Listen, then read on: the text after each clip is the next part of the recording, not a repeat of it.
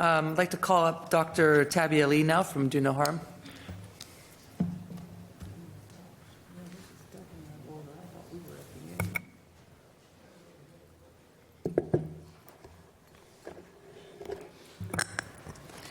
Good afternoon.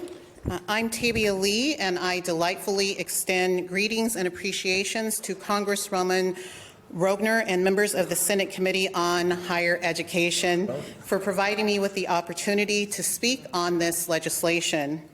As a senior fellow with Do No Harm, a co-founder of Free Black Thought, and a lifelong educator, I'm thrilled that the committee is acting to reduce the harmful effects of diversity, equity, and inclusion in higher education. Critical social justice, the pervasive default ideology that drives diversity, equity, and inclusion efforts in higher education, obsesses with racial and gender identities and power dynamics. Its proponents seek to subvert the foundations of the American marketplace, American values, the American family, American excellence, and indeed, American existence.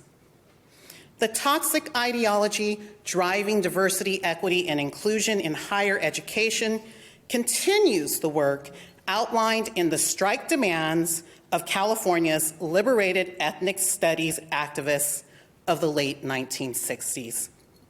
The Manhattan Institute, Transparency, Honesty, Integrity in the Classroom, Foundation Against Intolerance and Racism, and other organizations have produced reports outlining the detrimental outcomes of diversity, equity, and inclusion throughout the American education system. When we see diversity, equity, and inclusion policies enacted, intellectual diversity is hammered out, and progress pride flags, Black Lives Matter flags, Hamas flags, and other activist flags dominate the learning environments with nary an American flag in sight. In these spaces, ideas like merit, equality of opportunity, colorblindness, institutional neutrality, racelessness, and the reality and beauty of biological sex are stamped out of institutional planning, policy, and practice. Critical social justice degrades the quality of life on higher education campuses. Too often, this toxic diversity, equity, and inclusion results in regressive policies and practices under the guise of progressivism. It promotes things like unproven constructs of race, anti-Semitism, Jew hatred, sexism, racism, discrimination, and re-segregation. This is why I strongly support ending diversity, equity, and inclusion in higher education, to restore dignity by focusing on education instead of indoctrination, elevating civic literacy, and cultivating American pride, aspirations, and American values. Thank you, and I'm happy to elaborate and/or provide resources to the committee moving forward. Dr. Lee, thank you for your testimony today. Are there any questions for this witness? I have one. Senator Ingram. Thank you, Madam Chair. I just have one question. So for you, what is color blindness?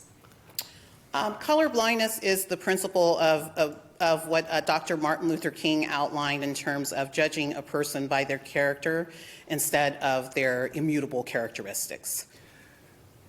So does that mean, though, that you don't recognize the fact that the beauty in that color may have value for that individual because you don't respect it because you're blind to it?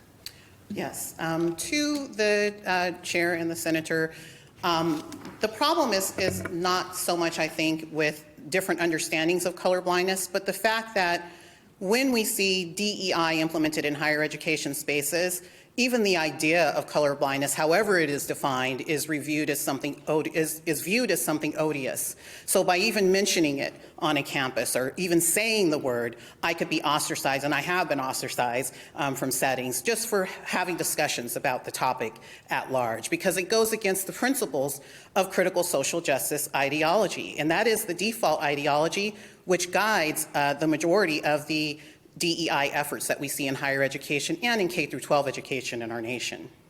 Very good. Any additional questions? All right, seeing none, Dr. Lee, thank you again for being here today. My office received no other witness slips for proponents. Is there anyone else